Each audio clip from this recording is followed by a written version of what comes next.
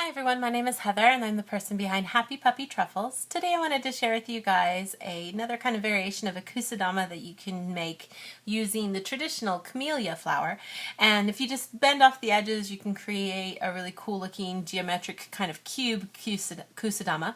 And it doesn't really require that much folding, which is always nice. Sometimes, the big pretty flower ones are fun to make, but they take a lot of time and a lot of paper. This one only takes 6 sheets of paper. And what I was going to do is I'm using this paper that you see here, the stripe Origami paper that I've shown you guys before. This is by Grim Hobby, and the paper quality is really nice on this, and it's also fun because it has 2 sides. If you'll remember, the Camellia traditional origami has, for example, a red flower with then the white backside in the middle. This way we can have actually a red flower with a nice stripe pattern in the middle to kind of create a fun pattern. So just one kind of way that you can do things. You could also make, of course, your flowers more realistic looking. You could use more solid colors. You could use traditional use-in paper. So many different options of the ways you could do this. My way is just a little bit more modern and pop color kind of, so bright colors, that would be kind of nice. So when we fold this, there's just a slight a thing that you do at the end to kind of make it ready for the Kusudama's assembly. So let me just show you guys again how to fold a camellia flower, and I'll let you guys know the step we do at the end to kind of make it have the tabs we need to connect everything. Now you are going to need to use glue or double-sided tape, which I prefer to use for this particular Kusudama. Other projects I prefer to use glue, but this one really lends itself well to double-sided tape. So, but let me show you guys here. You need 6 sides, of course, 6 sides, because so you need 6 pieces of paper. And if we start with the color that you want the majority of the flower to be on the bottom, so I'm looking for a red flower with stripe in the middle. I'm going to go ahead and fold here into a big triangle and open it up, fold into a triangle again. Open it up so that it looks like a diamond, and I'm going to take that top right edge and roll it into the center. I know my creases are a little hard to see here. If you find it hard to look at this bit of the tutorial because of the color of the paper, you can check out the link I'll have in the description for the original Camellia tutorial. But you want to fold over that one side. I'm going to turn it 90 degrees, and I'm going to do the same process one more time too here. Folding into the center, and you should find, of course, when you do this, that this tip right here hits where this crease comes to the side.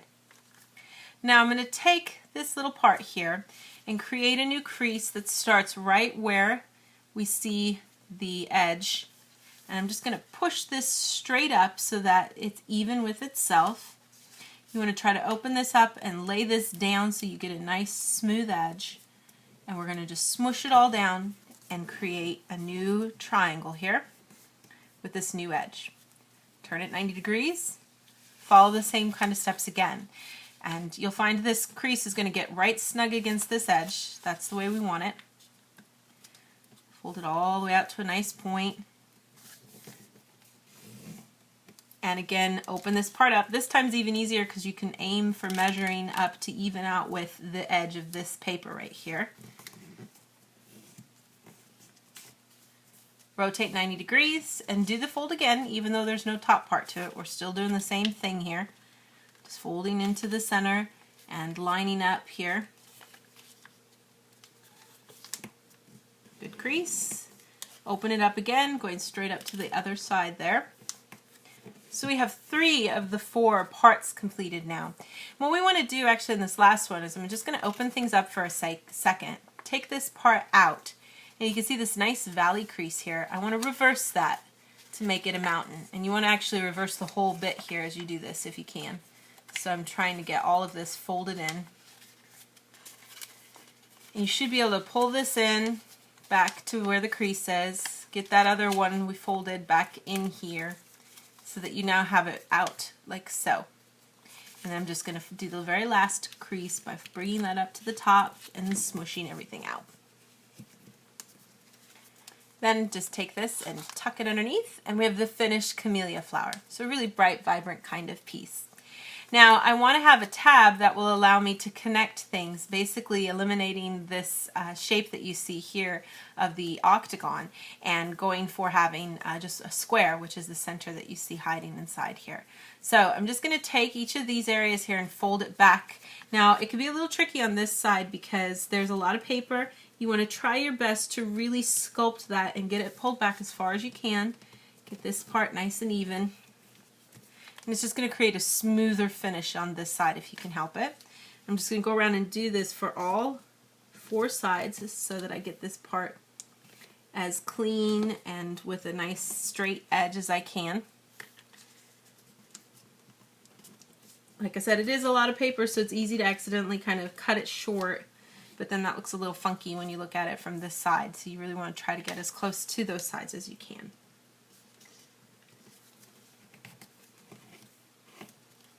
So now I have a nice square, which is one of my sides of my cube, and I've got 4 little tabs to work with now.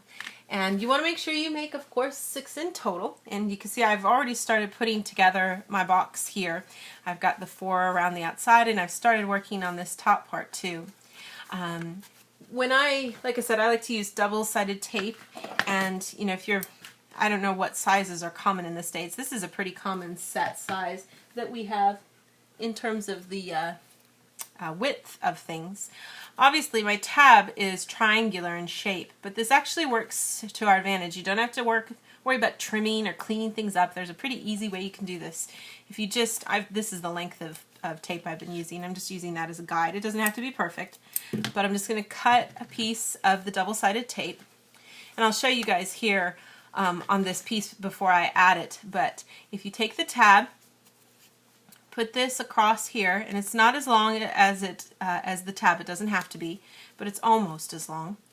Make sure you get it really good and stuck along that edge, stuck enough so that when you try to peel away that top layer, you peel away and you leave that extra tape sticking out on the side.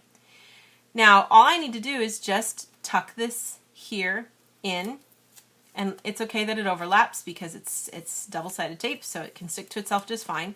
Now you've got a nice clean triangular edge here. And then what I want to do is I can just connect this then with one of these flaps, and what we'll wind up doing is I can connect it and push it back against the edge that has the tape on it so that I wind up getting a smooth closure. You can kind of see them maybe in here where the tab is actually stuck against one of the sides. Really reinforces it, makes it nice and strong. So I'll just go ahead and line this up here, show you guys how this looks. And you want to just, you know, try for making it as straight, of course, as you can. And then in this case, I'm just pushing it up here so that it connects to this side. And then you don't have to worry about trimming any of the double-sided tape. That can always be a pain. So that's all completed, and it's nice and secure now here. And it gives you a finished piece. Now, when you get close, like on this side, I've got just these last 2. I'm just going to go ahead and put the tape on both of them first, and keep my fingers crossed that things won't stick to themselves. That can be a little tricky, but you certainly could use glue for this. And then, you know, if you do it in stages, you can kind of use paper clips, for example, to kind of pinch the edges together to keep the glue side done, or you can you could just go for it and try to do the whole thing all at once, but there's a chance that it could get a little fuzzy on you. So I've got this first one here. I'm just going to leave it for a second before I peel the tape away. Do this one too.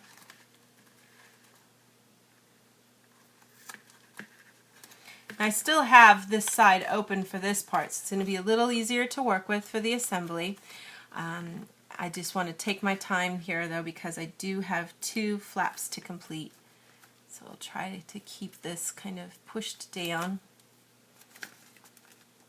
And I'm just going to take this part and open it up too, because I'm running out of space a little bit here.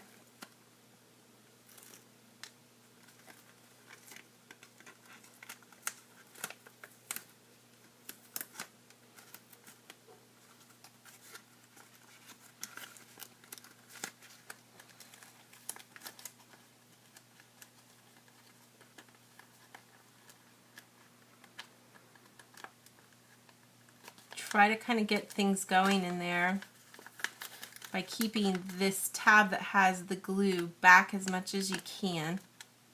Get it lined up then.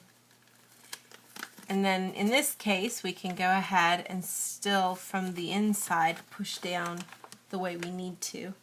Doesn't really matter which way it goes as long as you get a chance to secure it then with everything, so that I can get that part finished off. And then I can finish these last 3 sides here for this part too. So I'll just cut the pieces and add those on here and show you guys how to assemble it in a second here. So I've got the last little bits of glue on here, and then in some ways for this you kind of just have to, you know, you can get these last 2, but the last one you kind of have to just be happy to get 2 parts connected, and the third side here might not wind up going the way you want it to, because we just can't reach into the box anymore to do what we need to do. But if I just go ahead with this part here, I can still kind of get this connected by putting it in, lining it up. I can still kind of pinch inside from the box before I close it off. But you can kind of play around with it and see how it comes together. I mean, there's a little room to pinch, but not a lot.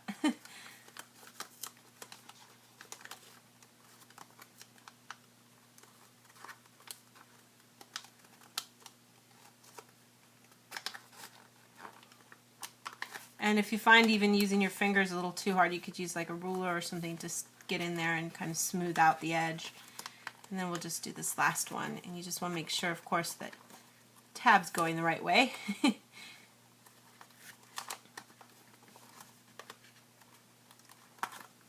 And in this case, like I said, I could kind of pinch it from the box shape, and I can kind of, you know, put a little pressure on it from here. But you are going to kind of trust that it's stuck a little, and it's not going to have nearly the pressure that some of the other sides will have. So kind of keep that part in mind. But you should get a really cool finished looking cube that's just made out of the traditional camellia flower with a little adjustment made. Now the fun thing about this particular origami is you've got this nice little set of pockets, and you could put something else inside, you could put photos, you could do lots of fun things with it. So you could make a really neat little photo thing for your desk if you want to put little pictures inside. It could be kind of a fun thing to do. Or, you know, just have it look cool like this. You can make a bunch of them, make a tower, whatever you might have planned. But yeah, so that's just kind of one thing you can do with stuff here. I'll try to have some more fun projects to share with you guys in the days to come. Thanks again always so much for watching, and I'll see y'all next time. Bye!